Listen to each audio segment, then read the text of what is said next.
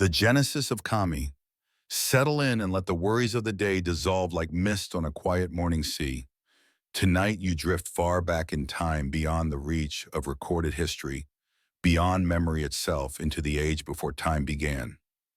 There is no earth yet, no sky, no light, only a vast swirling void, a silent chaos of potential waiting to be born. It is here in this formless abyss that the first breath of divinity stirs. From the boundless haze arise the earliest beings of light, the kami pure spirits of creation. They have no solid form, no boundary. They are ideas given shape intentions made real. And among them in the realm of heavenly brilliance known as Takamagahara, the high plane of heaven, the first great creators appear. Izanagi, he who invites, and Izanami, she who invites. You can almost see them standing at the edge of the heavens, gazing down into the watery chaos below. Between them is suspended the Ama no Nuboko, the jeweled spear of the gods. Its shaft gleams with divine light. Together they lean forward and stir the endless sea. Droplets fall from the spear's point, and wherever they land, the swirling brine begins to solidify. From this sacred motion rises a small island, Onogoroshima, the first land. Here, on this lonely patch of earth, the two deities descend to begin their divine task to give shape to the world. They raise a mighty pillar, the Amano Hashira, and build a grand palace around it. In the sacred space, they perform the first marriage ritual. Izanagi walks around the pillar from one side, Izanami from the other. When they meet, she greets him, first saying softly, "What a handsome man you are." The words are tender, yet something feels wrong. The ritual balance has been disturbed.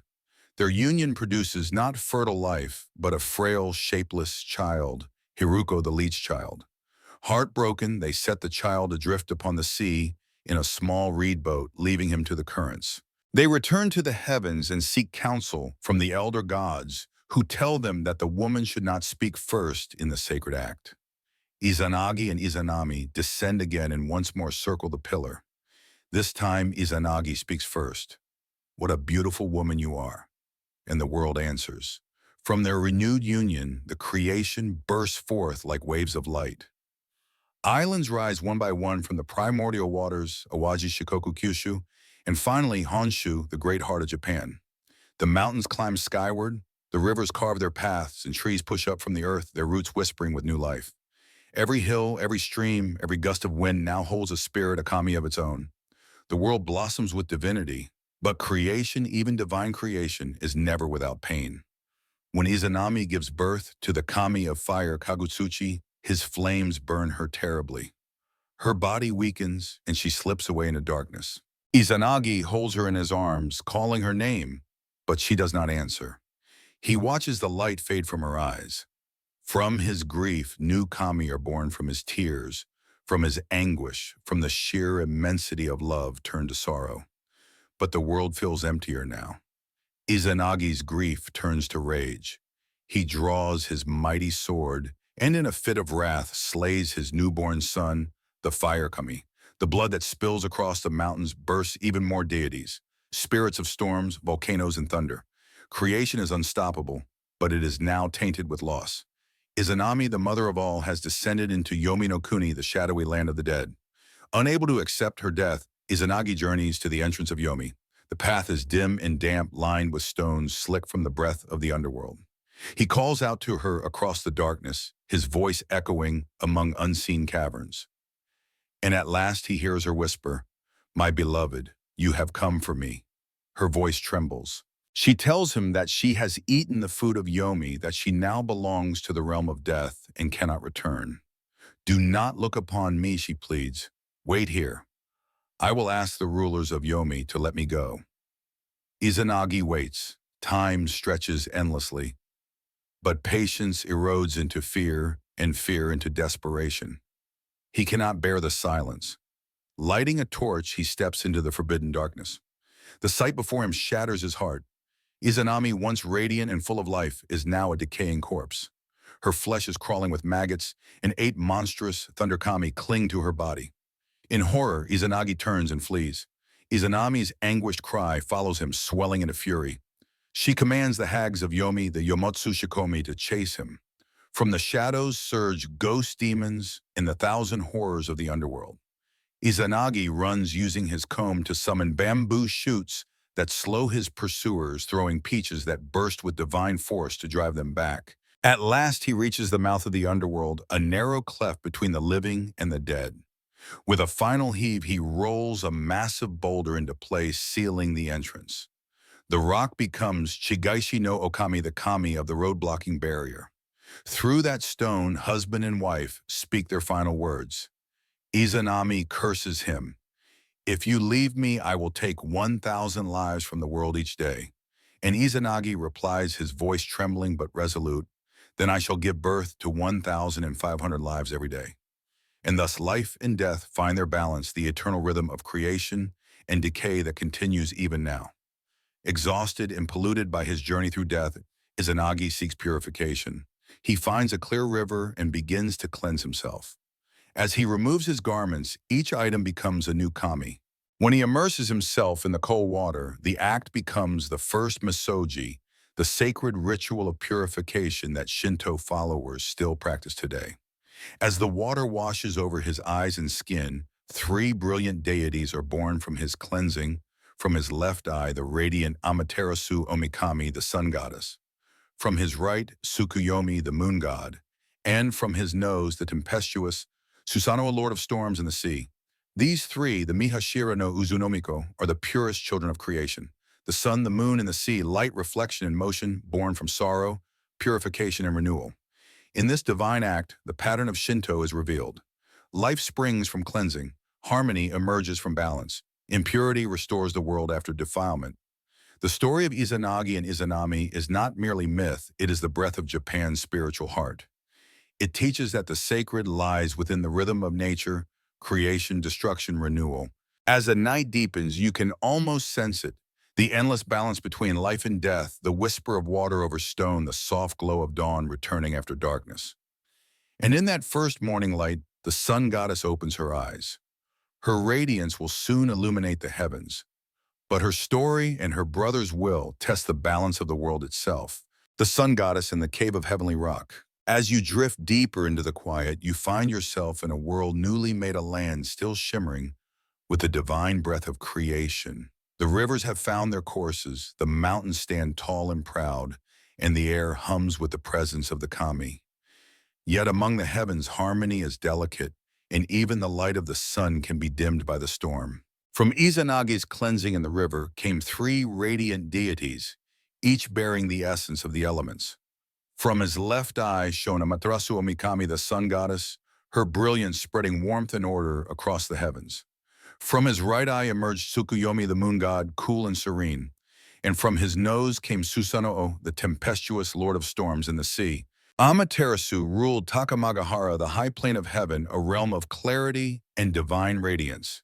She brought life and growth to both heaven and earth, her light filling all things with vitality. Tsukuyomi ruled the night, guiding the quiet hours and the reflective calm of the moonlit world. And Susanoo, brave, fierce, restless, was given dominion over the seas and tempests where the world's raw power stirred. Yet not all children of the gods are content with their gifts. Susanoo's spirit was wild, a storm given form. Though he was meant to command the oceans, he could not accept his place. He wept ceaselessly, shaking the heavens with thunder and quaking the mountains with his cries. When his father Izanagi asked the cause of his sorrow, Susanoo confessed that he could not bear his separation from his mother Izanami, who lingered in the dark depths of Yomi. Seeing that his son's heart was consumed by longing and chaos, Izanagi banished him from heaven. But before descending, Susanoo declared that he would first bid farewell to his sister, the radiant Amaterasu. His voice echoed through the heavens like a rising gale. Amaterasu, wary of her brother's temperament, prepared for confrontation. She armed herself, donning gleaming armor and stringing her celestial bow. Her radiant light became sharp and fierce, ready to pierce the darkness, if needed. When Susanoo arrived, the heavens trembled beneath his steps. Yet he swore his intentions were pure. To prove his sincerity, they agreed to a sacred contest. Each would use the other's belongings to create new life kami born of divine power. Amaterasu took her brother's massive sword, broke it into 3 pieces, and rinsed them in the heavenly tranquil river. As she chewed them, mist flowed from her mouth, and from that mist were born 3 gentle goddesses, Kami of serenity and grace. Susanoo in turn took the strand of her shining jewels, placed them in his mouth, and exhaled a brilliant vapor that formed 5 powerful male Kami. Each claimed victory. Susanoo argued that since the jewels he used were his sister's, the children were his. Amaterasu maintained that the female Kami born from his sword were hers. The argument mattered little at first, but pride is a seed that grows swiftly even in the heavens. Susanoo's arrogance swelled. His laughter shook the sky. Soon his reckless power turned to destruction. He uprooted Amaterasu's rice fields, tore through the sacred halls, and slaughtered a sacred pony, flinging its body into the sun goddess's weaving room. One of her handmaidens was struck dead by the shock. That act, the defilement of a sacred space, the pollution of life, was unbearable. Amaterasu's light dimmed. She retreated heartbroken and shamed by her brother's violence. Gathering her radiance, she withdrew into a deep cavern, the Amanoiwato, the heavenly rock cave. She sealed herself inside, and the world fell into darkness. The sun had vanished. Without her light, heaven and earth were plunged into chaos. The stars dimmed, the crops withered, the laughter of the kami faded. Monsters and demons crept from their shadows, rejoicing in the endless night. The great harmony of creation trembled on the edge of collapse. Desperate, the remaining kami gathered beside the tranquil river of heaven, seeking a way to restore the world's light. They debated endlessly until they turned to the wise deity, Omoikane, the kami of thought, whose counsel guided the gods themselves. Under Omoikane's plan, they would not fight darkness with anger, but with joy. They began the first Matsuri, the sacred festival of the kami. The gods prepared sacred objects to entice Amaterasu. The divine blacksmith, Amatsumura, forged a great bronze mirror, the Yata no Kagami, meant to reflect her brilliance. The jewel makers strung together the Yasakani no Magatama, a necklace of curved beads that shimmered like sunlight on water. These treasures were hung upon a tall sakaki tree, its branches decorated with streamers of white paper, the earliest shide symbols of purity still seen at every Shinto shrine. And then the festival began. Drums thundered, prayers were spoken. Yet the true heart of the ritual came from one Kami-ame no Uzumi, goddess of dawn and mirth. She overturned a wooden tub, climbed atop it, and began to dance. Her movements were wild and joyful, echoing the rhythm of the cosmos. The other kami clapped and laughed as she stamped her feet, shaking her hair, her laughter ringing through the dark. Inside the sealed cave, Amaterasu heard the laughter. Confusion flickered through her sorrow. Why do they rejoice, she wondered, when the world lies in darkness? Curiosity stirred within her. Slowly, she slid open the great stone door, just enough to peer outside. The gods had prepared for this moment. Ame no Futotama held up the brilliant Yata no Kagami mirror. Amaterasu, seeing a figure as radiant as herself, gasped. Entranced, she stepped further into the open, her own light reflected back to her in dazzling beauty. In that instant, the mighty Amno Tajikaro, the strong-armed god, sprang from his hiding place, seized her hand, and pulled her completely from the cave. The other kami quickly stretched a thick rope of sacred straw, the first Shimenawa across the entrance, sealing it. "Do not hide again," they cried. And with that, light returned to the heavens. The warmth of Amaterasu spread once more across the earth, and life began to stir anew. This moment, the return of the sun goddess, marks one of the most profound teachings of Shinto. It shows that the divine responds not only to reverence, but to laughter, beauty, and celebration.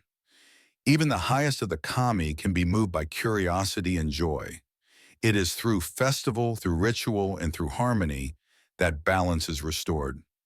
As for Susanoo, his punishment was swift. His beard was cut, his fingernails torn, and he was cast down from the heavens, banished to the world below. Yet even in exile, his story was far from over. On earth, the wild god of storms would face trials of his own, and in time he would discover redemption. For now, peace returns to the heavens. The light of Amaterasu shines once again across the sea, over mountains, and through the hearts of gods and mortals alike. The darkness is gone, but the lesson endures that even in chaos, the way back to light lies in ritual and unity, and in the laughter of the divine. The land of reeds and the age of heroes. The heavens are calm again, bathed in the warm glow of Amaterasu's light. The world below, however, remains wild, its rivers untamed, its mountains still echoing with ancient thunder. This is the realm the gods call Ashihara no Nakatsukuni, the central land of reed plains. It is the world of humans and spirits where the divine order has not yet fully taken root. Down from the high plane of heaven across the shifting mist descends the most tempestuous of the heavenly children, Susanoo no Mikoto, the storm god. Banished for his arrogance and chaos, he lands in the province of Izumo, a land of dense forests and misty rivers that would one day become the heart of earthly divinity. Here the roaring of the sea meets the quiet sigh of the mountains, and Susanoo walks between worlds, half god, half exile. He follows the Haye River, its current winding like a silver serpent through the green valleys. Along its banks he finds an old man and woman, a Shinazuchi and Tenazuchi, weeping in despair. Between them stands their daughter, Kushinada Hime, her beauty luminous, but her eyes shadowed with dread. The couple bows low before Susanoo, trembling as they speak. For many years they say their land has been tormented by a monstrous serpent, the Yamata no Orochi, the eight-forked dragon. Each year the beast demands one of their daughters as a sacrifice. 7 have already been devoured. Now only Kushinada Hime remains. Susanoo listens in silence. His heart, so long hardened by pride, stirs with pity and purpose.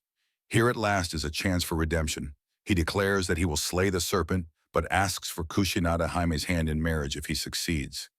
The desperate parents agree, their tears turning to hope. Susanoo transforms Kushinada Hime into a tiny comb and places her safely in his hair, close to his divine essence. Then he devises a plan in both cunning and ritual. He instructs the old couple to brew 8 vats of the strongest sake and to build a great fence with 8 gates. At each gate they are to place 1 vat of sake as an offering. When night falls, the air grows thick with the scent of rice wine. The ground trembles, and from the mountain slithers the monstrous Orochi, its body vast as a mountain ridge, its 8 heads swaying like black banners in the wind. Each mouth drips venom. Its scales gleam like molten iron. The creature's eyes glow red as coals, and wherever it moves, the earth splits beneath its weight. But the smell of sake ensnares it. One by one, the serpent's heads lower to drink. The vats bubble and shake as the monster gulps greedily, and soon its immense body grows sluggish and still. Susanoo draws his 10-span sword and steps forward. The moon glints off the blade as he strikes. Once, twice, again and again, the blows fall. The battle shakes the valley. Rivers run red. He severs each head and tail until the beast lies silent. But when his sword meets the 4th tail, it hits something hard. Curious Susanoo splits open the tail and finds within a magnificent weapon a blade that shines with divine light. He lifts it from the blood and knows instantly that it is not of this world. This is the Kusanagi no Tsurugi, the grass-cutting sword, a relic of power destined for heaven itself. With the serpent destroyed, the land breathes again. Susanoo purifies himself in the river, washing away the defilement of battle. He builds a grand palace in Izumo and marries the gentle Kushinada Hime. To honor his sister Amaterasu and to show repentance for his past, he sends the sacred sword to her in the heavens. It becomes one of the 3 sacred treasures of Japan, alongside the mirror and the jewel symbols of divine rule and virtue. Peace returns to Izumo, but the story of Susanoo's lineage is far from over. Generations later, from his bloodline is born another powerful deity, Okuninushi no Mikoto, the great landmaster. Okuninushi is a figure of wisdom and endurance, yet his youth is fraught with trials. He is the youngest of many brothers, each greedy for power and jealous of his favor, with a beautiful princess named Yagami Hime. His brothers, consumed by envy, send him on impossible tasks meant to destroy him.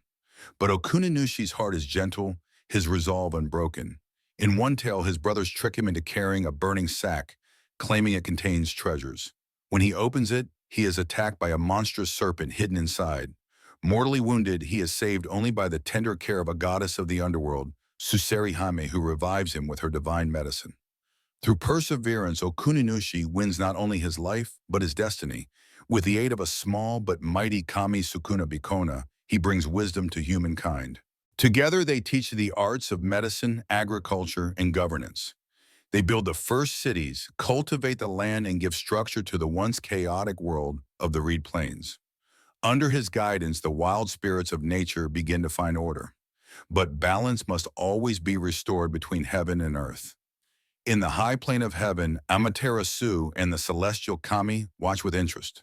The time has come they decide for the earthly realm to be ruled by a descendant of the heavenly line, a ruler who will unify heaven and earth. The heavenly messengers descend to Izumo and ask Okuninushi to surrender his authority. The first envoys fail. Tempted by the beauty and pleasures of the earth, they lose sight of their purpose. Only the mighty thunder god Takamikazuchi succeeds. He lands upon the waves, his sword flashing like lightning, and challenges the earthly deities to a contest of strength. The earth shakes under his power. Seeing that resistance would only bring chaos, Okuninushi bows his head. He accepts that heaven's rule is inevitable, for the harmony of both realms must be preserved.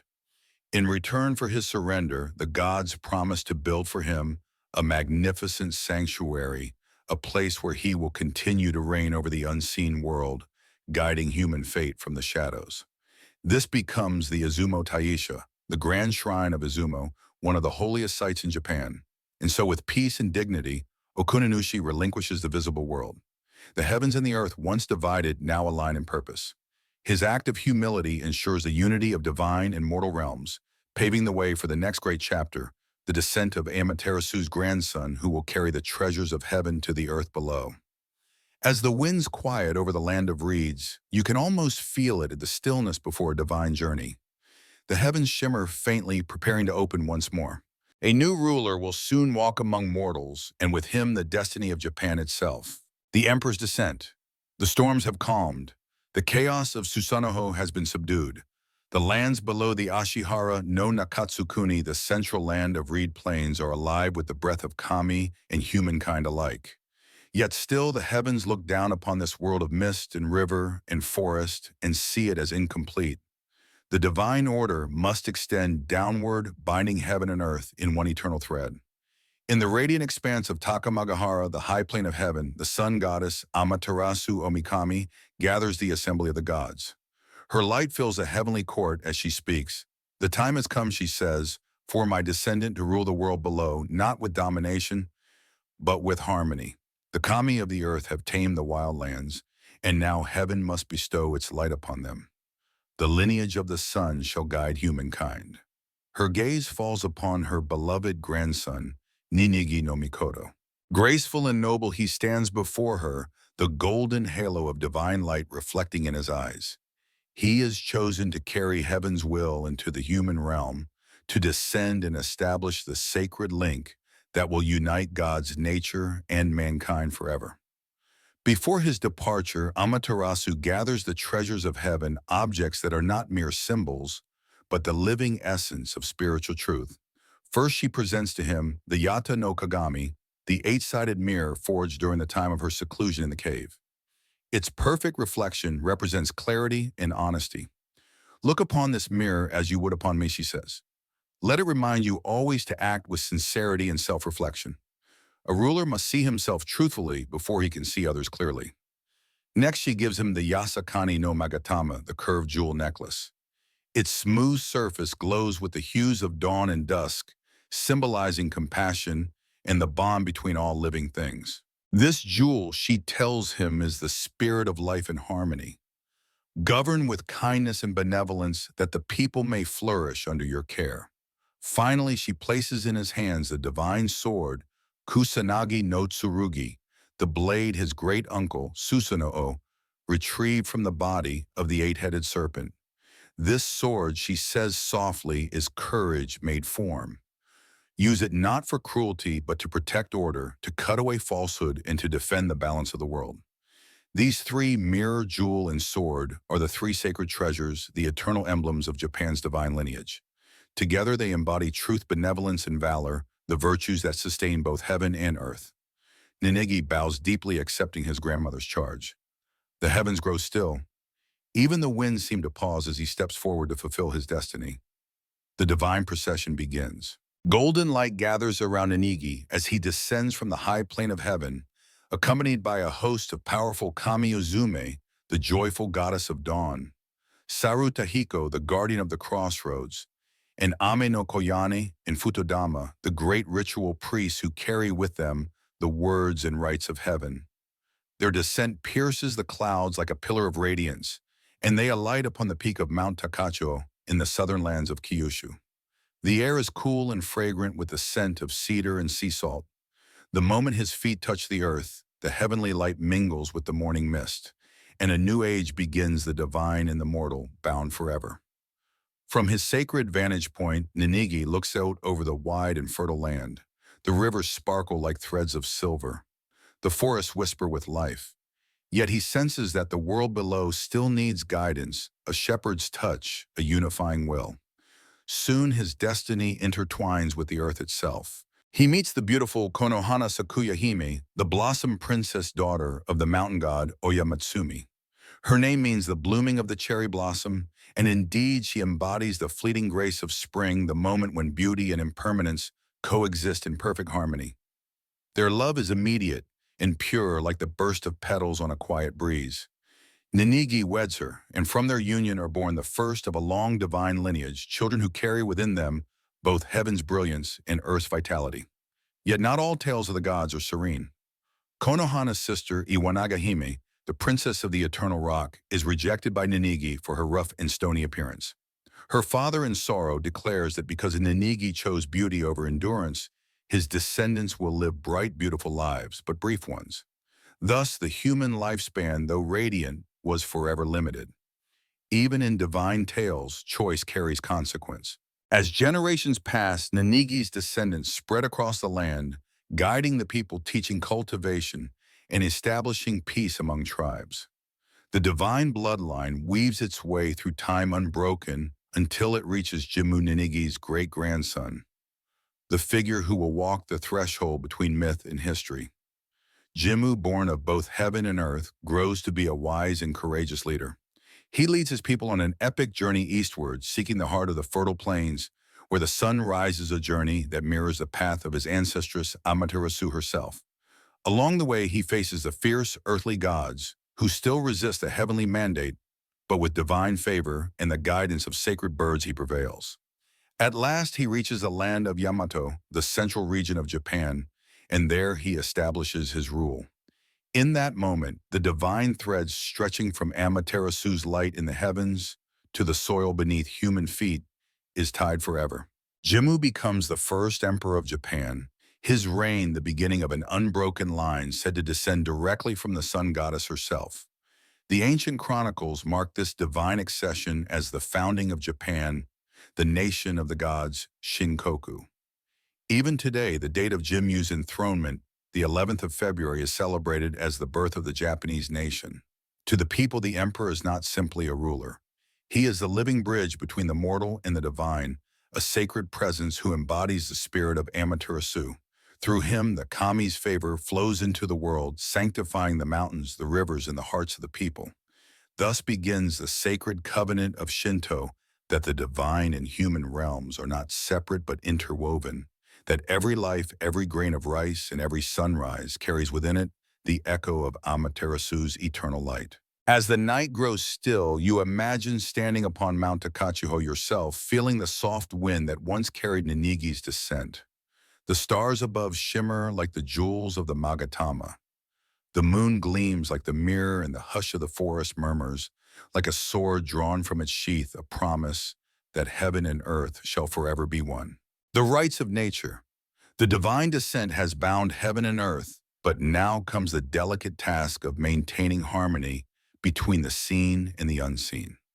You imagine yourself wandering through the rolling fields of early Japan, the mist lifting slowly from the rice paddies, the fragrance of cedar rising from distant hills. In the soft rhythm of daily life, there hums an invisible current, the breath of the kami. This is the living world of Shinto, where the sacred and the ordinary intermingle with each step, each gesture, each breath. It is a path not of commandments, but of connection, a daily dance of gratitude and renewal. And at the center of this rhythm are two eternal acts, Matsuri and Hare, celebration and purification. Matsuri, the festival, is not merely a day of joy. It is the bridge between humanity and the divine, the moment when the people invite the kami to descend once more into their midst. Through music movement and offering, the community and the spirits meet in joyous communion, renewing the cosmic bond between heaven and earth. Imagine the approach of spring in an ancient village. The harvest from the previous year is long stored away. The fields lie quiet, awaiting the touch of life. The villagers know that the rains will not come unless the spirits of water, wind, and soil are honored, unless the kami are awakened by their songs and laughter. Preparations begin days before the festival. The people cleanse themselves through misogi, bathing in cold rivers, or washing their hands and mouths at sacred basins. Those who will carry the sacred mikoshi, the portable shrine, must abstain from impure acts, fasting, refraining from harsh words, and keeping their hearts clear. When the day arrives, the air vibrates with the pulse of drums and flutes. The villagers, dressed in white and indigo, gather before the shrine. At its center rests the mikoshi, polished and adorned with gold and silk, awaiting the presence of the kami. The priest raises a haregushi, a wand of paper streamers, and waves it slowly over the crowd, sweeping away unseen stains of defilement. Then the procession begins. The mikoshi is lifted onto shoulders, rocking and swaying as the bearers shout rhythmically, their voices calling out to the heavens. Through narrow streets and over bridges, they carry it, jolting it up and down, so that the kami inside may feel the movement of the living world. To outsiders, it might seem chaotic, yet this is sacred motion. The kami, like the forces of nature themselves, are stirred and strengthened by vitality and noise. The people cheer, laugh, and dance. Children scatter petals before the mikoshi. At shrines, seka flows and songs rise. The boundaries between divine and human blur, and for a few hours the gods walk among mortals once more. But joy alone cannot sustain harmony. Shinto teaches that purity, both physical and spiritual, is essential for approaching the kami. Where joy unites, purity protects. And that is where Hare, the act of purification, takes its sacred place beside Matsuri. The concept of kiyomi, purity, lies at the heart of every Shinto ritual.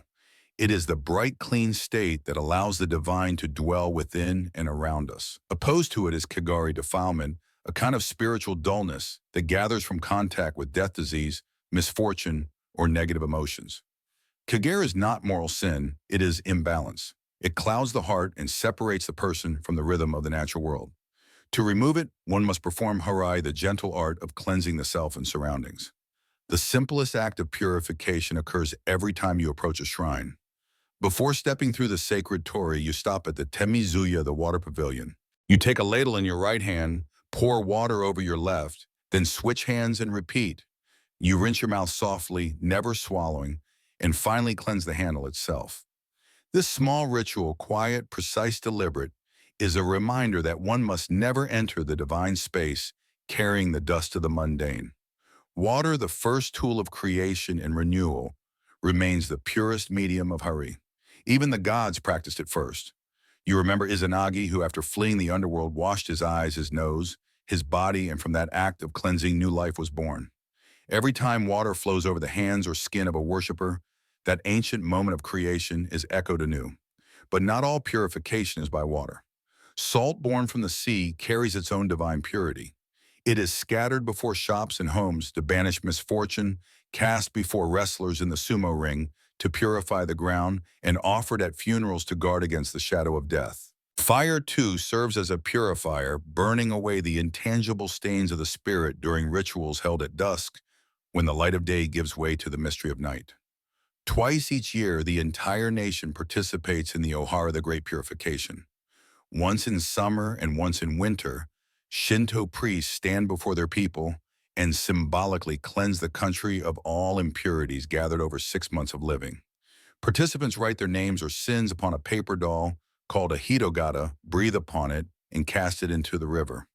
The current carries their pollution away to the sea, and with it, the burden of misfortune is washed clean. There is deep beauty in this rhythm of defilement and renewal. It accepts imperfection as a natural part of existence, for even the gods themselves fell into imbalance and sought cleansing. What matters is not that one avoids impurity forever, but that one continually returns to balance like the tides that recede and return to shore. Through Matsuri and Hare, life becomes a cycle of approach and retreat, of joy and reflection. Together they form the pulse of the Shinto spirit, the breath of the divine in daily motion.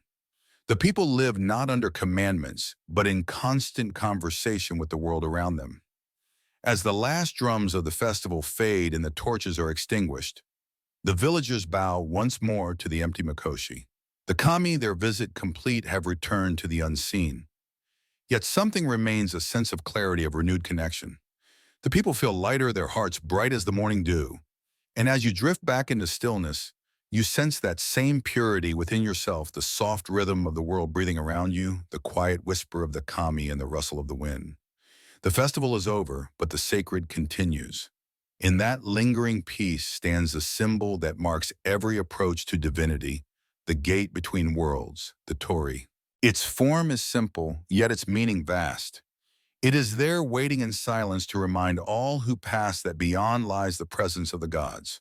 The meaning of the Torii. As dawn breaks over Japan's tranquil countryside, the mist curls softly through the pines. A narrow path winds through the forest lined with moss and whispering leaves. And then you see it.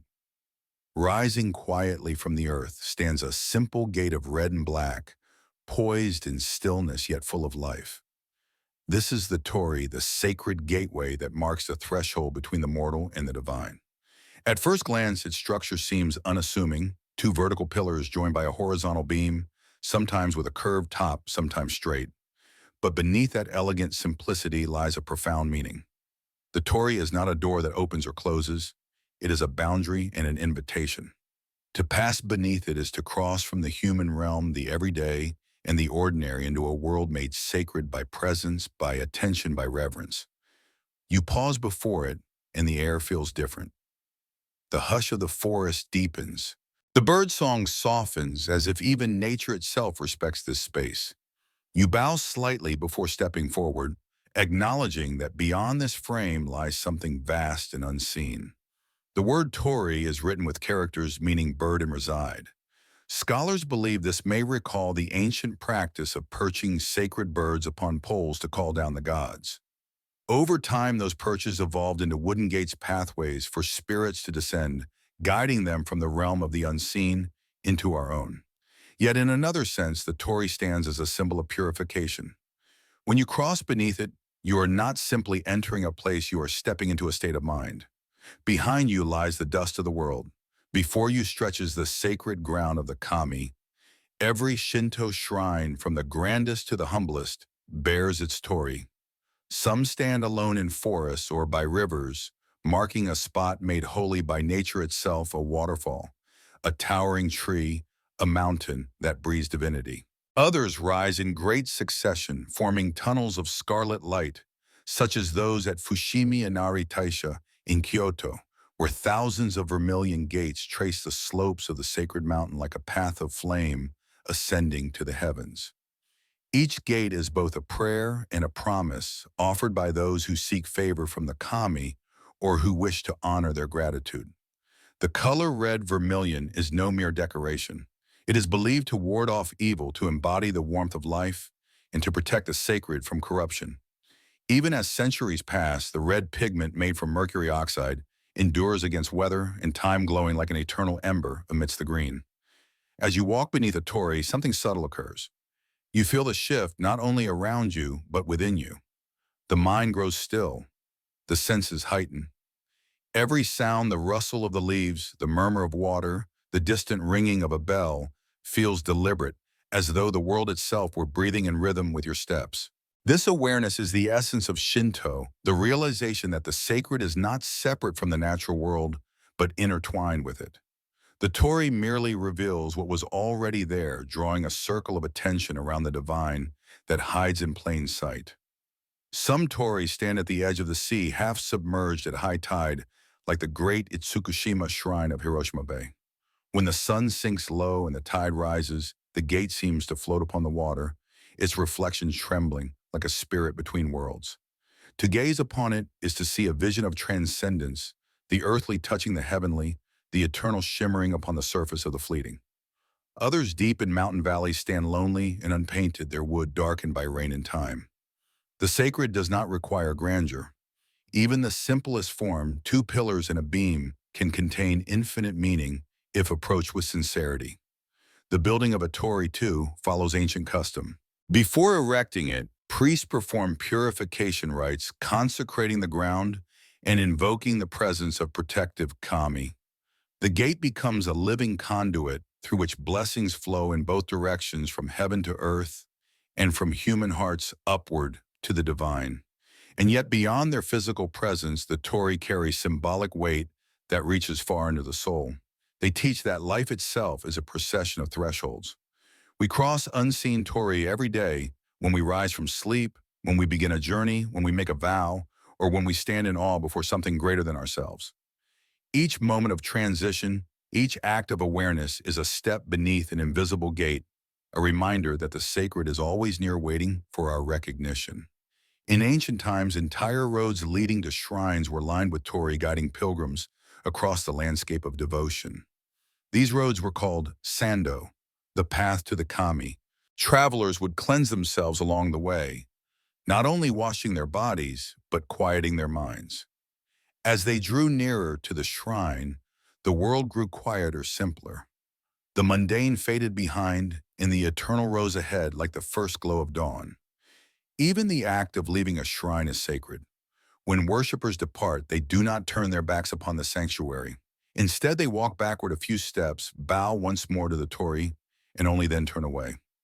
It is a gesture of gratitude and humility, a farewell to the divine space they have briefly shared.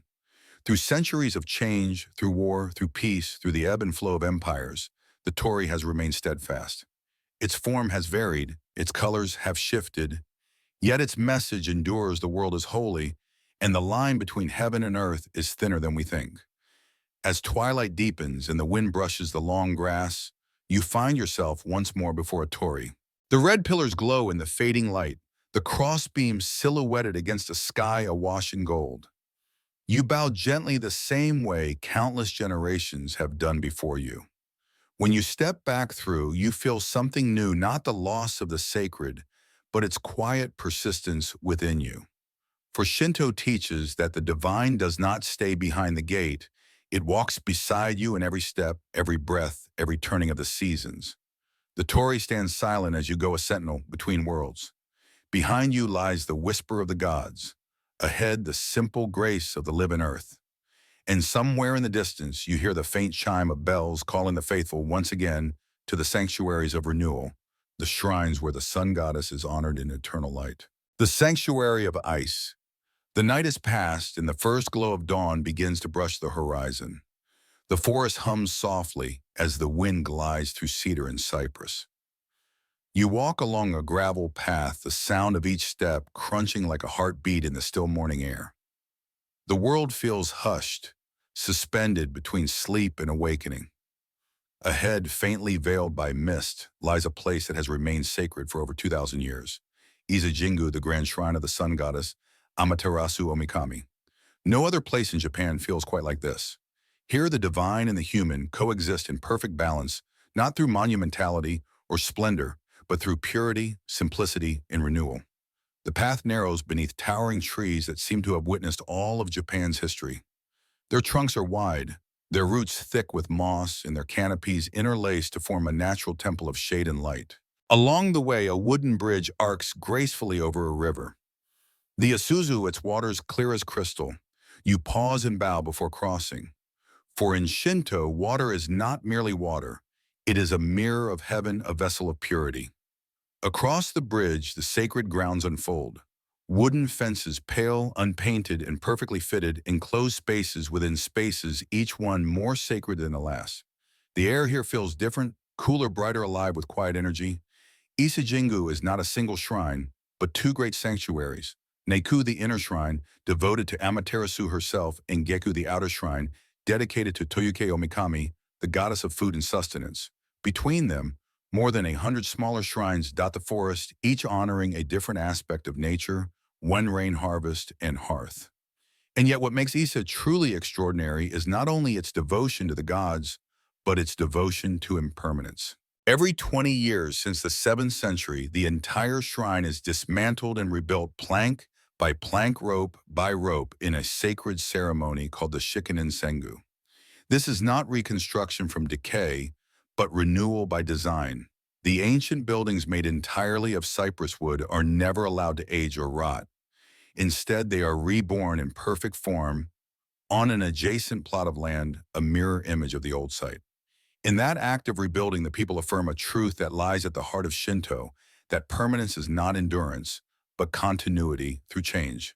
The structure is new, yet the spirit remains unbroken. Just as the seasons die and return, just as rice is harvested and replanted, the shrine too breathes the rhythm of nature, death, and rebirth, stillness, and renewal. The tradition of Shikinen Sengu is one of the oldest architectural rituals in the world. It requires the collaboration of thousands of carpenters, priests, artisans, and villagers, each performing a sacred role. The cypress used for rebuilding is carefully selected from imperial forests decades in advance, tended like living prayers. When the time comes, the wood is felled in ceremony, carried on shoulders to the site, and shaped using ancient tools. No nails, no metal fasteners, no haste. The new shrine rises quietly beside the old one. Its roof beams curve upwards like the wings of a bird, and its thatched reed covering gleams gold in the sun. On completion, the sacred mirror of Amaterasu is transferred from the old shrine to the new in a midnight ritual known as Sengyo, a moment witnessed only by priests and the emperor's envoy. Torches flicker in the darkness. The sound of wooden clogs on gravel echoes softly as the divine presence crosses from old to new. By dawn, the old shrine stands empty, its task complete. Yet it is not forgotten. For the next 20 years, it will rest quietly beside its successor, a reminder that nothing dies, only changes form. Even the tools used in the rebuilding are consecrated and preserved. Techniques are passed from master to apprentice in unbroken lineage, ensuring that the craftsmanship itself becomes a sacred inheritance. Through centuries of war and peace, famine and fortune, the rebuilding of Ise has never been abandoned. Not once. It endures as a living ritual of faith and community, a dialogue between humanity, nature, and the divine. But Ise is more than ritual. It is an experience of emptiness made holy. Unlike the grand cathedrals or temples of stone, Ise's beauty lies in what it refuses: no color, no ornament, no image of the deity within. The Honden, the innermost sanctuary, is closed to all eyes except those of the high priestess or the emperor's representative. Within it lies the Yata no Kagami, the sacred mirror of Amaterasu, the same mirror she gave to Ninigi when he descended to earth. It is said to reflect not the face of the divine, but the purity of the heart that beholds it. The architecture itself is older than recorded Japan, built in the style of ancient granaries lifted upon pillars to protect the harvest. The simplicity of its form whispers of a time when humanity's first instinct was not to dominate nature, but to live in rhythm with it. The raised floor, the straight beams, the unpainted wood, all speak of humility before the living world. You walk slowly along the outer path of the Naiku beneath the towering Torii gates of smooth cypress. Sunlight filters through the leaves, flickering across the gravel like rippling water. Around you, worshippers bow, clap twice, and bow again, offering prayers of gratitude. There are no demands here, no confessions or conversions. Only presence, only reverence. In that stillness, you feel something ancient, stirring a recognition that life itself is sacred because it is fleeting. The people of Japan have carried that truth through generations, through centuries of change. When the shrine is rebuilt, it is not an act of erasure, but of remembrance, the proof that continuity is not carved in stone, but renewed through human hands. As you leave, you glance back across the river. The shrine glows softly in the rising light, its wooden beams golden against the green. The wind rustles through the trees like the whisper of unseen gods. Somewhere in that quiet, you understand why Ise has endured for millennia. It is not a monument to permanence, it is a song of renewal, sung every 20 years, a promise between humanity and the divine that life, though fragile, is endlessly reborn. And as you walk away, the forest seems to breathe with you the sacred rhythm of impermanence, steady as a heartbeat. Syncretic shadows. The centuries drift like mist over mountain slopes. The great shrines stand silent, their wooden beams silvered by time, their sacred groves whispering with wind and memory. Yet beyond the borders of Japan, new ideas are crossing the seas, ideas carried not by armies, but by monks. It is the 6th century. Across the waters from Korea, ships arrive, bearing gilded statues, painted scrolls, and sacred texts. They carry a foreign faith, Buddhism, born in India, refined in China, and now seeking a home in the islands of Japan. At first, the people are uncertain. Shinto, the way of the kami, has no founder, no scripture, no single truth. It is a path of reverence for life, a purification of seasonal rhythm. Buddhism, by contrast, comes with deep philosophy teachings of suffering, impermanence, and the path to enlightenment. Its temples glimmer with gold, its rituals are intricate, its monks speak of rebirth and liberation from worldly desire. And yet Japan does not reject it, for the Japanese spirit is not one of exclusion, but of harmony. Where the foreign world sees difference, Japan sees connection, the meeting of rivers flowing toward the same sea. The first sparks of tension arise not from the people, but from politics. Powerful clans debate whether this foreign faith should be embraced or banned. The Soga clan welcomes it, drawn to its sophistication and its promise of moral order. The Mononobe resists, fearing it will anger the native kami. For a time, the land divides, temples rise, and are burned, prayers offered and withdrawn. Then quietly, coexistence takes root. By the 8th century, under the guidance of Prince Shotoku Taishi, Buddhism flourishes alongside Shinto. The Prince of Visionaries sees in Buddhism a moral compass and a unifying philosophy for his nation. Yet he does not seek to replace the old ways. Instead, he weaves them together. The Buddha, he says, teaches compassion, the kami sincerity. Both are paths to harmony. In time, the two traditions intertwine so deeply that they become inseparable. Temples are built beside shrines and shrines within temple grounds. Priests and monks share festivals, prayers, and duties. The people make offerings to both Buddha and kami, believing them to be reflections of one another, two lights shining through the same mist. This blending of beliefs gives rise to a new concept, Honji Suijaku, original ground, and manifest trace. According to this idea, the great Buddhas are the universal truth, the original light of enlightenment. The kami, meanwhile, are their earthly reflections, localized expressions of that divine essence.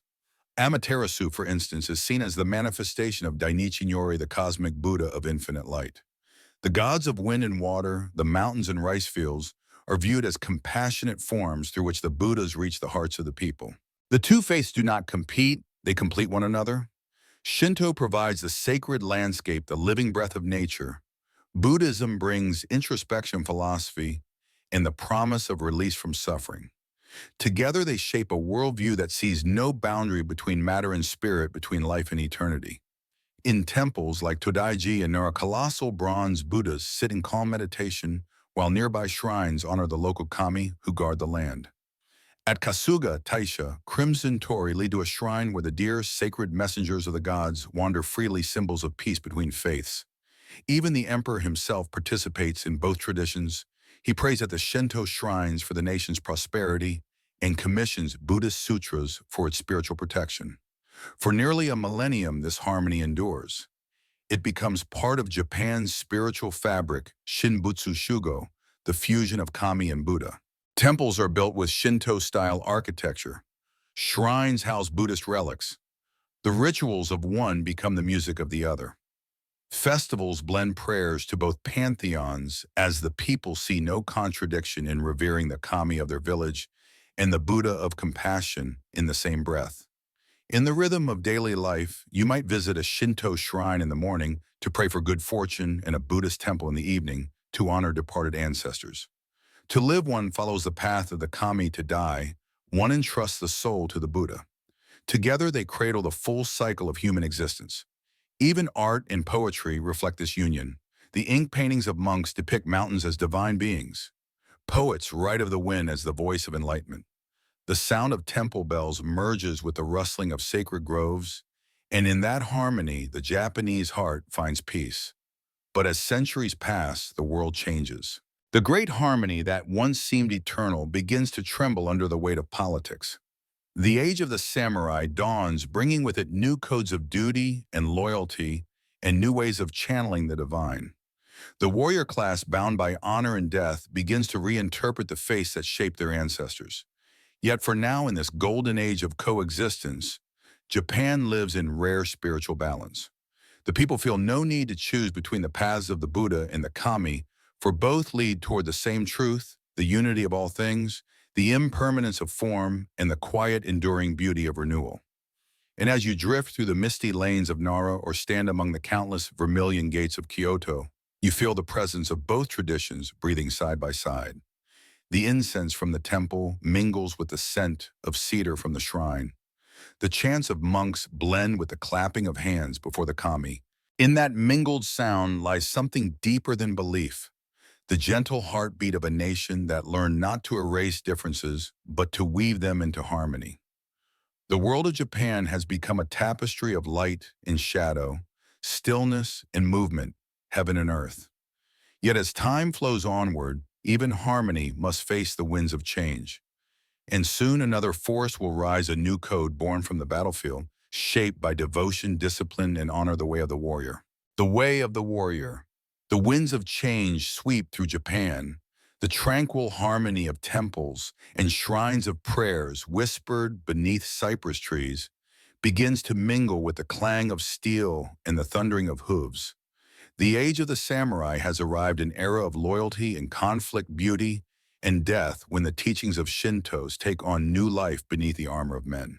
You can almost hear it at the soft rustle of a silk banner in the dawn breeze, the metallic whisper of a sword being drawn. Beneath the rising sun, warriors kneel before the shrine, their hands clasped in quiet reverence. Before they ride into battle, they purify themselves, bow, and call upon the kami of their ancestors. In their hearts, they carry a faith older than any dynasty, the way of the gods, Shinto, now intertwined with the code that would come to define them, Bushido, the way of the warrior. Shinto's world of purity and devotion does not fade with the rise of the sword, rather it deepens. For the samurai find in Shinto the foundation of their moral world, an unspoken code of loyalty, honor, and reverence for life and nature. They see themselves not as masters of the world, but as its guardians, bound to protect the land that nourishes them and the spirits that dwell within it. Each blade, each bow, each ritual movement echoes this devotion. Before a sword is forged, the blacksmith purifies himself, offering prayers and salt. The forge becomes a shrine, the hammer's rhythm a sacred chant. The finished sword is not mere metal, it is a spirit, a reflection of the warrior's soul, to be drawn only in necessity and wielded with the discipline of the divine. To the samurai, courage is not recklessness, it is clarity. Makoto's sincerity becomes their guiding star. The mirror of Amaterasu's symbol of truth shines in their hearts as they strive to live without deceit, to act with honesty, to speak without falsehood, to die without fear. These are not just virtues, but rituals, small acts of purification performed each day. The Shinto sense of purity, or kiyome, finds new meaning in the warrior's world.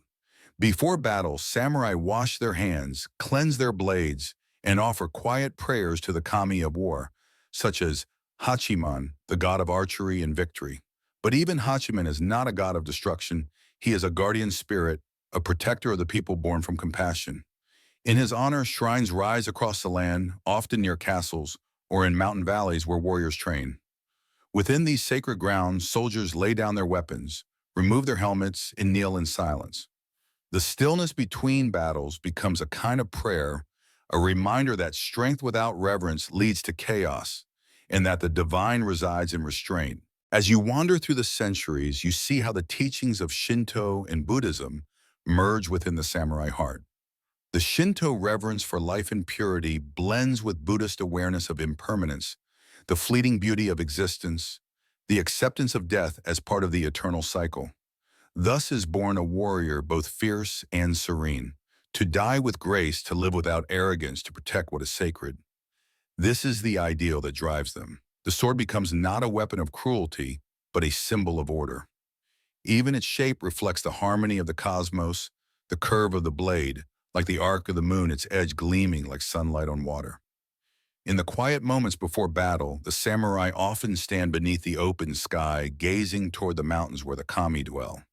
They breathe deeply, feeling the pulse of nature around them, the same breath that once stirred the gods in the age of creation.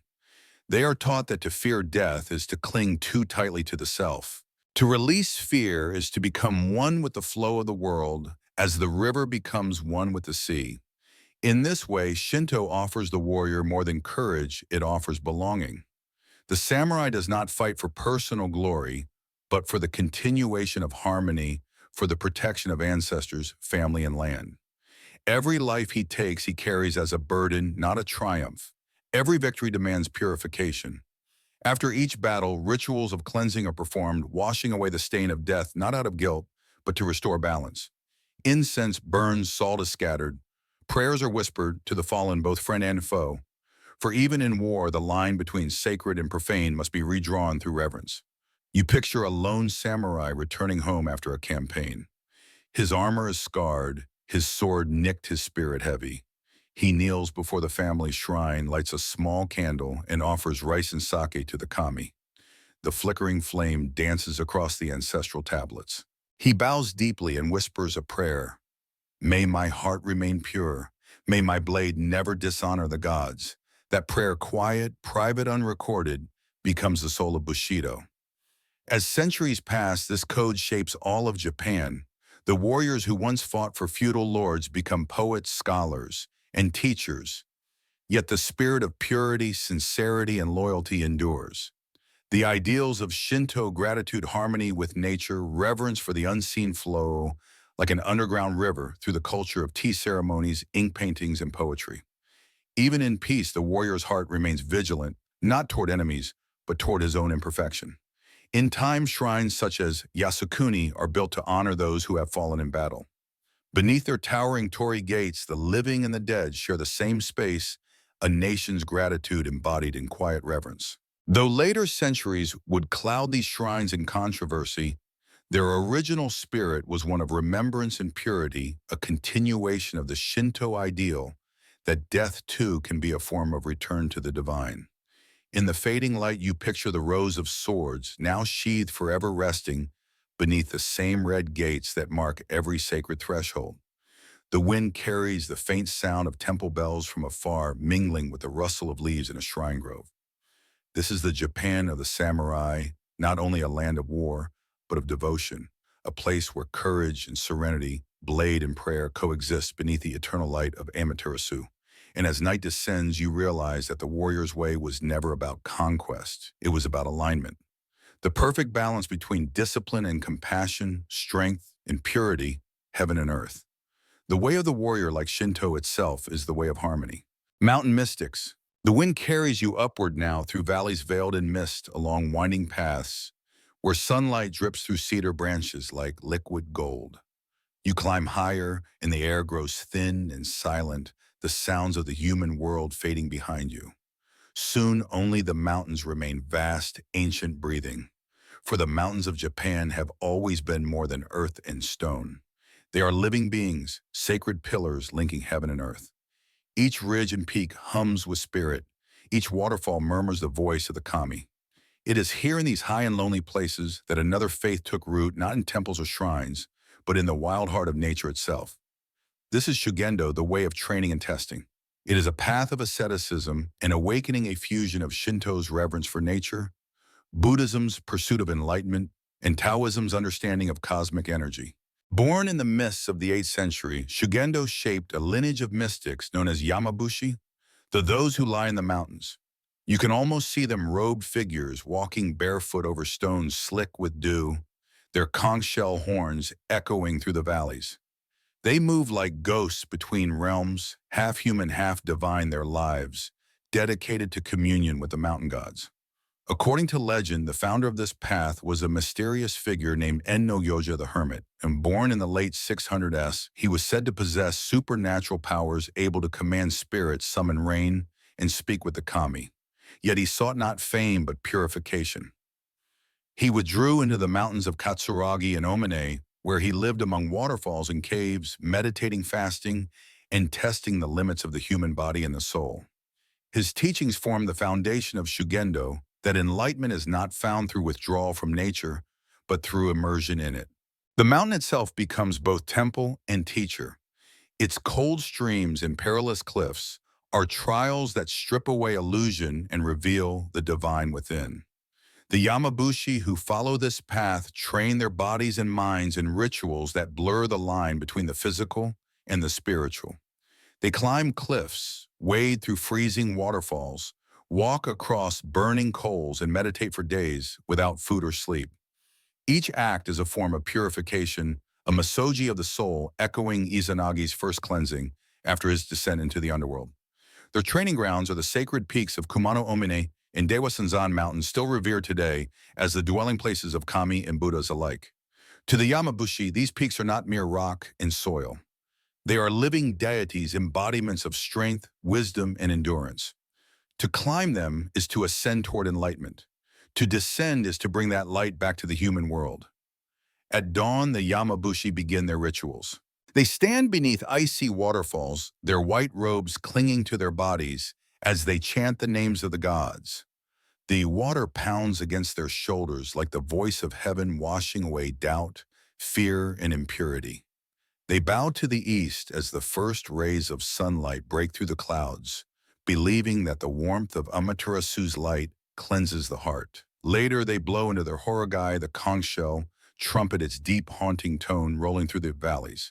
The sound is both a prayer and a summons calling upon the mountain spirits to awaken, to listen, to join in the eternal dance of transformation. Each step in their pilgrimage is symbolic, a journey from the profane world into the realm of the divine. Along narrow trails, they stop at sacred stones, trees, and shrines offering prayers and tying white paper streamers to mark their devotion. The mountain becomes a living mandala, each ridge and river representing a stage on the path to enlightenment. But Shugendo is not only about solitude. The Yamabushi also serve as guides and healers for ordinary people. They carry the blessings of the mountains to the villages below, performing rituals to bring rain, cure illness, and ward off evil. Their garments, a blend of priestly robes and traveler's gear, symbolize their role as bridges between the worlds of gods and men. In their cosmology, the mountain peaks are mirrors of the human spirit. To ascend is to confront one's inner darkness. To reach the summit is to glimpse the divine. Yet the goal is never to remain in heaven. The true enlightenment, they believe, lies in returning, bringing compassion, wisdom, and balance back to the valleys of daily life. Over time, Shugendo weaves itself into the larger fabric of Japanese faith. The shrines of Kumano become pilgrimage centers visited by emperors and peasants alike. The Kumano Sanzan, the three grand shrines, are revered as places where the kami and Buddhas meet, a landscape of divine unity. Even the samurai, hardened by war, come to seek purification in the mountains. They climb the sacred peaks before battle, performing austerities to cleanse their spirits and strengthen their will. For them, as for the Yamabushi, the mountain is both challenge and sanctuary, a reminder that power must always be tempered by purity. As centuries pass, the influence of Shugendo spreads quietly through Japan's spiritual life. Its rituals blend into local festivals, its teachings echo in poetry and art. The image of the solitary mountain ascetic becomes a symbol of spiritual strength, the human striving to touch the eternal. And though later governments would seek to suppress it, calling its practices superstitious, Shugendo never truly disappears. The mountains keep their secrets. The waterfalls continue to sing their ancient hymns. And even today, pilgrims in white robes walk those same paths, tracing the footsteps of the Yamabushi, breathing in the same cold air that once touched No-Yoja's face. As twilight descends, you stand at the edge of a mountain ridge. Below, the valleys lie bathed in mist. Above, the stars begin to pierce the darkening sky. You close your eyes and listen, and somewhere in the distance, a conch shell sounds again, low and mournful, carrying the mountain's voice through the night. It is the call of endurance, the call of devotion, the call of the sacred world, waiting always at the edges of our own. The invisible thread. The mountains fade behind you now, their sacred peaks resting beneath the clouds. You descend slowly back into the rhythm of human life. The villages, the rice fields, the quiet lanes lined with paper lanterns. The air is softer here, touched by the scent of incense, and the hum of daily living. And yet, though you've left the high places of the gods, you soon realize that the kami have never left you. They dwell not only in the shrines or forests, but in every breath of wind, every grain of rice, every act of kindness or care. This is the heart of Shinto, not a religion confined to ritual halls, but a way of life woven into each moment, as subtle and constant as the turning of the seasons. You pass through a small Japanese village at dawn. The light is pale and gentle. Smoke curls from the chimneys of thatched houses, and the sound of a bamboo waterspout clicks softly in the garden. In one corner of every home stands a small wooden shelf adorned with tiny offerings, a bowl of rice, a pinch of salt, a cup of clear water. This is the Kamidana, the shelf of the gods, a miniature shrine that brings the divine into the household. Each morning before the day begins, the head of the family bows before it. They clap twice, bow deeply, and whisper a simple prayer for health, for harmony, for gratitude. The gesture takes but a moment, yet it binds the home to the wider order of the world. Outside in the fields, farmers greet the morning sun with reverence. They bow toward the east, thanking Amaterasu for her light, without which the rice cannot grow. At planting and harvest, they offer food stock and music to the kami of the soil and rain. To work the land is not merely labor, it is collaboration with the divine. Everywhere in Japan, the presence of the kami flows like an unseen current. The old cherry tree at the edge of a field may be wrapped with a shimenawa, a thick straw rope adorned with white paper streamers. Such marks tell you here dwells a spirit. No one dares to cut or harm it. The tree lives in peace, revered by all who pass its roots deep in the living earth. Even the smallest shrine along a roadside, its wooden roof weathered, its altar covered in moss, is alive with quiet devotion. Travelers stop to bow, children drop coins into the box, and old women murmur prayers for safe journeys or good weather. Each gesture, however small, reinforces the invisible thread that connects humanity to the divine. The festivals, or matsuri, punctuate the year like the beating of a drum. Spring brings the Haru Matsuri, thanking the kami for renewal. Autumn, the Aki Matsuri, offering gratitude for the harvest. Summer nights are lit by floating lanterns during Obon, when the spirits of ancestors are welcomed home. In these moments, the sacred becomes celebration. The streets fill with laughter, taiko drums, and the fragrance of grilled food. People wear bright yukata and children chase fireflies. But beneath the joy lies reverence. The kami are honored not only in prayer, but in joy itself, in the pure act of living fully together. For in Shinto, the divine is not remote. There is no gulf between heaven and earth, no doctrine of sin to bridge. Instead, there is continuity, a vast web of spirit binding humans' nature and gods in a single fabric. To live rightly is not to obey, but to harmonize with others, with the land, with the flow of the seasons. This harmony extends even into death. When a person dies, their spirit joins the ancestors not as a ghost to be feared, but as a guardian to be revered. Families maintain small shrines with memorial tablets called butsudan, where they offer incense and speak the names of those who came before. Though the form of ancestor worship blends Buddhist and Shinto elements, the feeling behind it is ancient, that life continues as part of an unbroken circle. You might see it in daily gestures, a bow to an old shrine tree, a clap before a Torii gate, a moment of silence before a meal.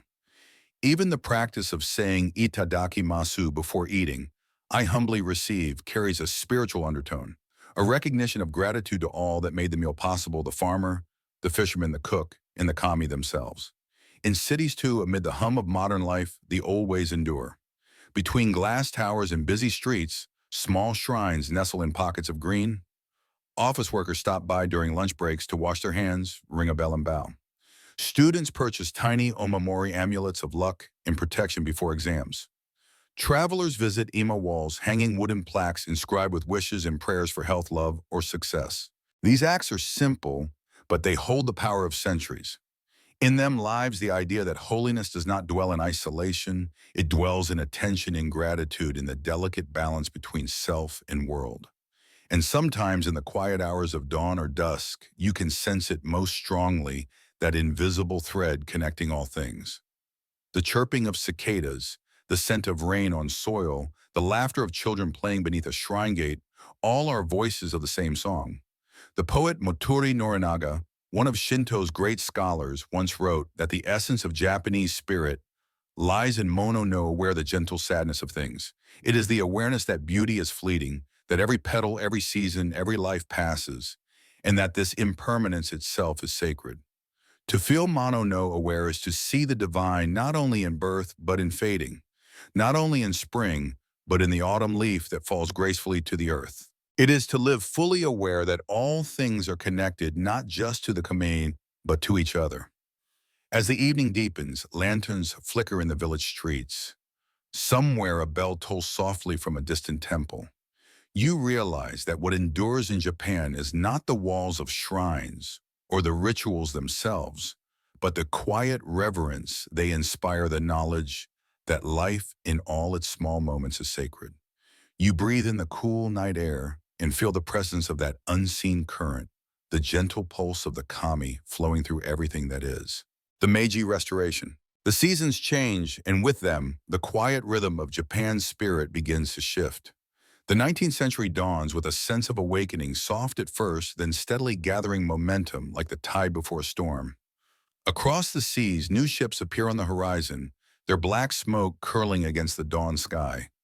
The world is knocking on Japan's door, bringing unfamiliar ideas, technologies, and customs. For centuries, Japan had lived in a balance between old and new, between the shrines of the kami and the temples of contemplation. But now that balance stands at a crossroads. The nation, long guided by its ancient traditions, faces the challenge of modernity, of how to stand among the nations of the world while still holding to its spiritual heart. It is within this turning point that Shinto itself begins to transform. What had once been a quiet way of life, a gentle reverence for nature, ancestry, and purity, slowly takes on a new purpose in the shaping of the modern nation. The year 1868 becomes a marker in time, the beginning of the Meiji era, a period of renewal and great change. Leaders, scholars, and reformers seek to rebuild Japan from within, strengthening its institutions while reconnecting with its ancient cultural roots. They look to Shinto, the oldest native faith, as the spiritual thread capable of binding the people together in unity. In those years, the relationship between the shrine and the temple is carefully reconsidered. For centuries, their teachings had interwoven the kami and the Buddhas, sharing the same sacred ground, their altars often standing side by side. But now the new government encourages a clearer distinction between these traditions. Shrines dedicated to the kami are reorganized, their rituals refined to focus on national harmony and gratitude for life, nature, and ancestry. Temples, meanwhile, continue to serve their followers in separate spaces of reflection and learning. Across Japan, communities adapt in their own ways. Some shrines grow larger, supported by local devotion. Others remain small, tended by families as they always have been.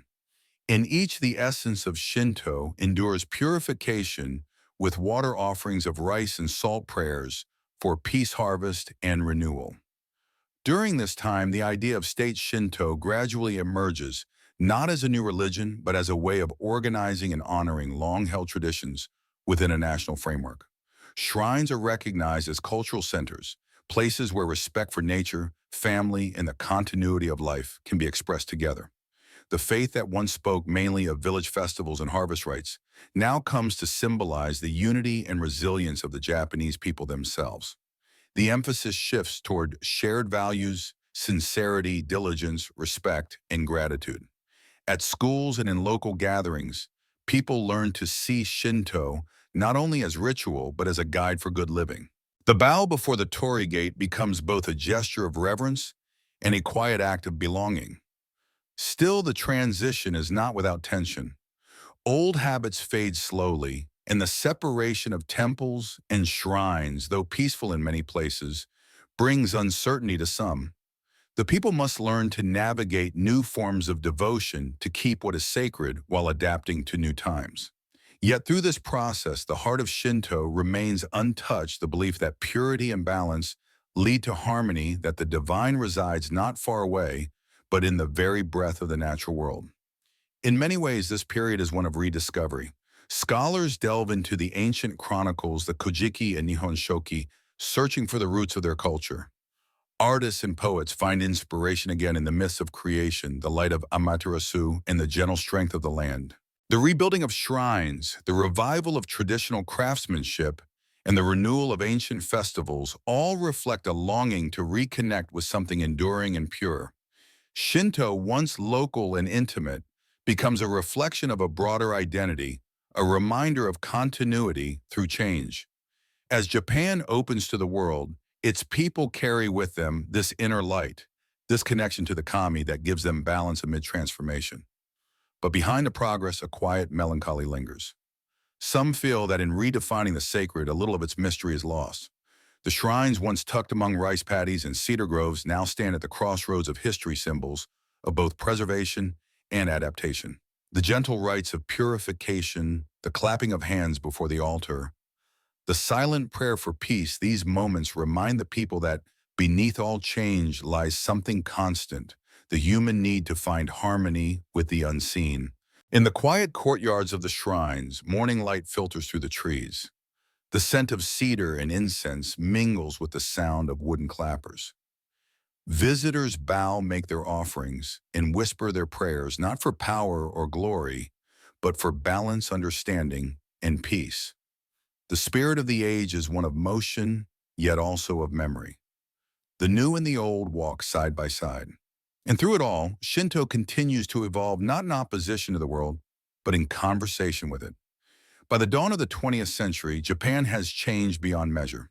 Steam trains now thread through valleys, once crossed by pilgrims. Electric lights glow where lanterns once flickered. Yet in the early morning hours, the same rituals continue, the sweeping of shrine paths, the washing of hands, the quiet offering of gratitude. The story of Shinto in this age is not one of loss, but of endurance. Though it was reshaped by circumstance, its essence remains the understanding that harmony is the heart of life. Every gesture, from bowing before a gate to planting a tree, becomes an act of continuity, a small thread in the great tapestry of Japan's spirit. When the winds of the modern world grow loud, the faithful still find solace in the same old rhythms, the sound of water over stone, the fragrance of pine in the shrine grove, the gentle call of bells drifting through the air. The Meiji era leaves behind more than policy or reform. It leaves a lesson that even in change there can be reverence. Even in progress, there can be peace. As twilight settles on the shrine grounds, the gravel path gleams faintly in the fading light. The Torii gate, unpainted and weathered, stands calm against the sky. You pause there for a moment, feeling the hush of centuries gather around you. The voices of the past whisper softly through the trees, not of division, but of resilience, not of power, but of presence. And in that stillness, you realize that the way of the gods endures not through grandeur, but through simplicity, through each small act of devotion that keeps the sacred alive in the hearts of the people. After the tempest, the storm has passed, the flags have fallen. The echoes of the marching boots faded in the sea breeze that blew across the islands of Japan.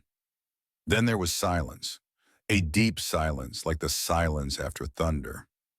It was 1945. The country was in trouble. Cities that had once shone with lanterns were in trouble. Now the sky was sad. Temples and shrines, some centuries old, stood there brooding. Empires in the flow of history, time passing and pondering. And yet amid the devastation, something still stirs. Beneath the ashes and grief, the ancient heart of Japan, the quiet, enduring spirit of Shinto begins once again to breathe. When Emperor Hirohito renounces his divinity in the New Year's address of 1946, it is not the death of the gods, but their release. His words free Shinto from the chains of politics and restore it to what it once was, a path of reverence, gratitude, and renewal.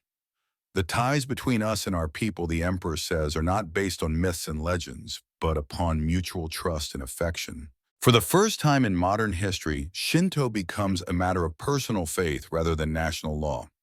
The kami return to their rightful place within the hearts of the people. The transformation is profound. Thousands of local shrines, once bound to the imperial hierarchy, become independent again. They are maintained not by decree, but by devotion.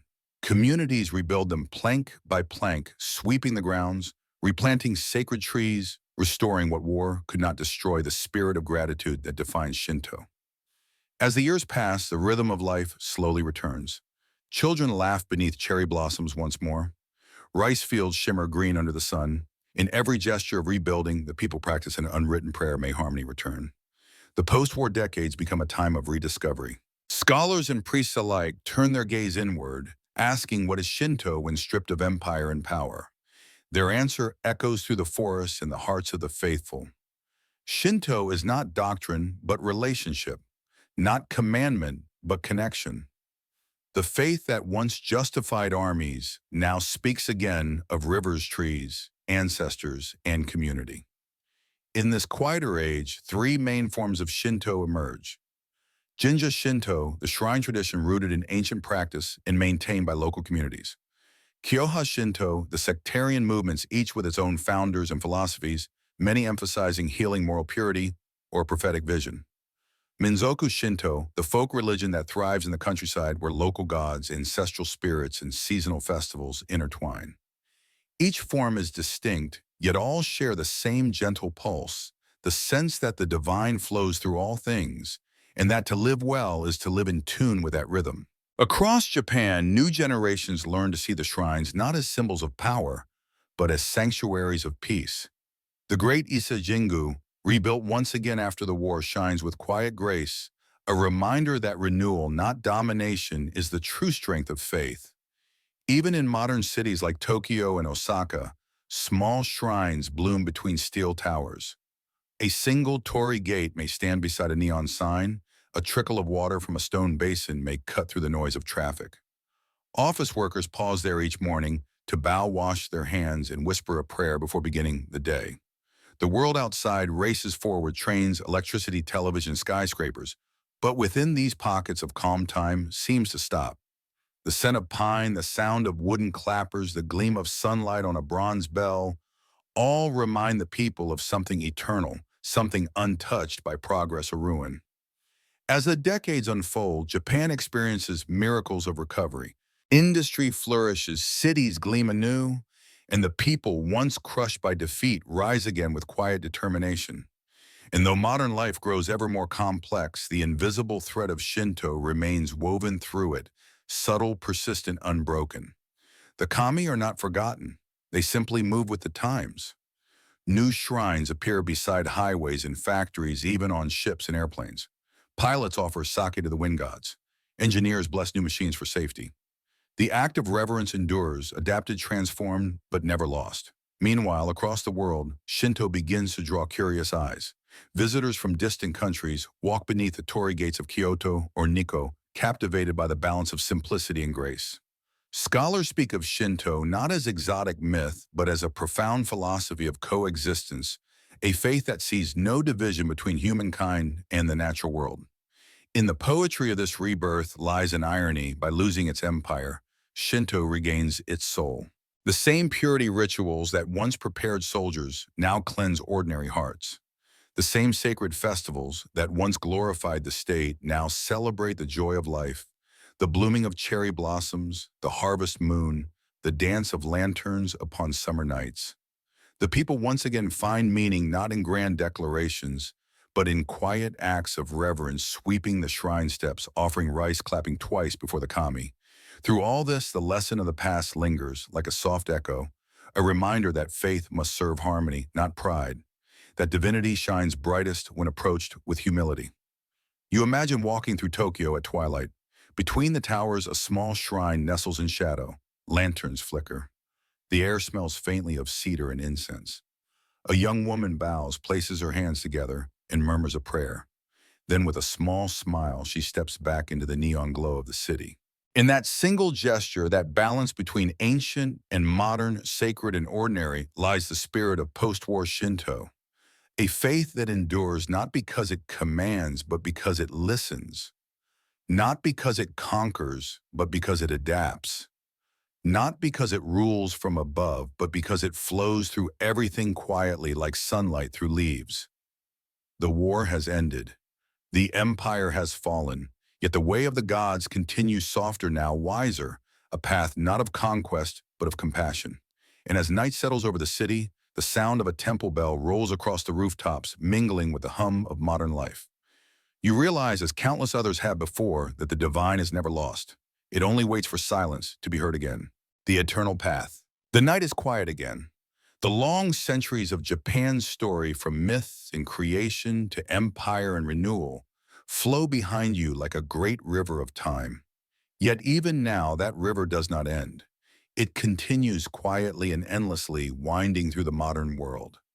This is where you find Shinto today, not confined to ancient shrines or faded scrolls, but alive, vibrant, breathing in the rhythm of everyday life. The way of the gods, Kami no Michi, has never been a path of the past. It is a living current flowing softly through the present, guiding humanity toward the future. Walk through Japan and you will feel it even if you do not know its name. It lingers in the smell of incense curling from a tiny neighborhood shrine, in the sound of a bell ringing gently through the morning air, in the rustle of leaves beneath the shadow of a Torii gate. It is in the festivals that bring whole towns together, in the laughter of children and the music of taiko drums echoing under the summer moon. For the Japanese people, Shinto is not merely a religion. It is the soul of their culture, the invisible thread that binds community, nature, and heart into one. Though most do not call themselves religious, they still visit shrines at the start of each year, whispering wishes for health, love, and good fortune. They still celebrate the Matsuri, still honor their ancestors, still bow before the sacred gates that mark the thresholds between this world and the next. In the stillness of dawn, office workers stop by a shrine before beginning their day, placing a coin in the box, clapping twice, bowing deeply. At weddings, couples wear white and exchange vows before the kami. When a child is born, the family visits the shrine to give thanks. When death comes, they turn to Buddhist temples to guide the soul, beyond a gentle reminder that in Japan, even after centuries of separation, Shinto and Buddhism still walk hand in hand. Yet modern Shinto faces challenges too. As Japan's cities grow taller and its population older, the countryside once filled with local shrines and village priests grows quiet. Some shrines fall into disrepair, others lose their caretakers as younger generations move to urban centers. The number of priests declines, and with them the old knowledge of ritual and song risks fading away. Still, the people adapt. New voices rise to preserve the old ways: community volunteers who sweep shrine steps, musicians who revive sacred dances, artists and scholars who carry the symbols of Shinto into the modern world. Environmentalists, too, find inspiration in its reverence for nature. They speak of the Chinju no Mori, the sacred groves that protect every shrine, as living lessons in sustainability, proof that humanity and the earth can coexist in harmony. In a time when cities seem to glow brighter than stars, Shinto quietly reminds the world to look back toward the natural light: the wind, the river, the mountain, the sun. It is a faith that has always asked for awareness rather than worship, for gratitude rather than conquest. It calls on people not to seek salvation elsewhere, but to recognize that the divine already dwells in the world around them and within them. You can see its reflection in modern rituals, subtle and familiar. The bow before entering a classroom, the respectful silence before eating, the tidiness of streets after a festival when everyone stays behind to sweep. Each small act is a continuation of the same spirit that guided Izanagi when he cleansed himself in the river, or Ninigi when he descended to earth bearing the mirror, the jewel, and the sword. The lessons of Shinto purity, gratitude, harmony are not relics of an older world.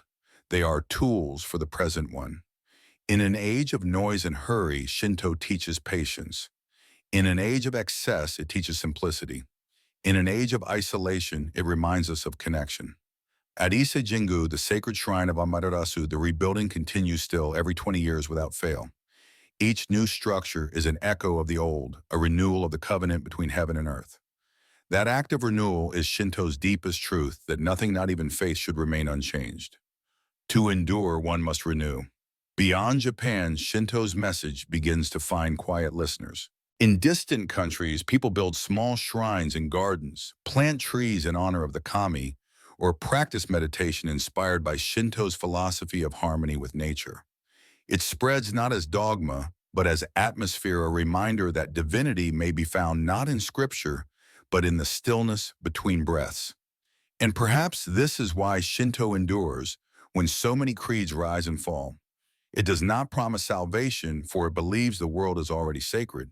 It does not divide people into the saved and the lost. It invites them all to share in reverence for the same sky, the same earth. Its strength lies in its humility, a faith without preaching, without judgment, carried in gestures so gentle that most who follow it do not even realize they are praying. As twilight deepens, you find yourself once more at the edge of a forest before a Torii gate bathed in the golden light of sunset. The air is quiet, but alive. You step forward, and the crunch of gravel beneath your feet seems to echo through time, through every shrine you have visited, every story you have heard, every act of devotion whispered to the wind. You pause, bow, and close your eyes. You feel the presence of all who came before the priests who kept the fires burning through war and peace, the farmers who offered rice to the kami, the poets who found the sacred in falling blossoms, the warriors who sought purity amid battle, and the countless souls who lived and loved under Amaterasu's gentle light. And you realize that you are part of this same eternal current, a single drop in the river of life that flows from the age of the gods to this very moment. The Torii stands before you, its red frame glowing softly in the last light of day. Behind it, the forest breathes.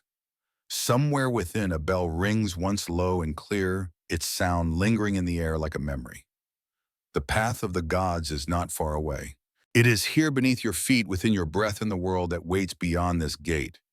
You step forward, and the night embraces you with the peace of 1,000 years.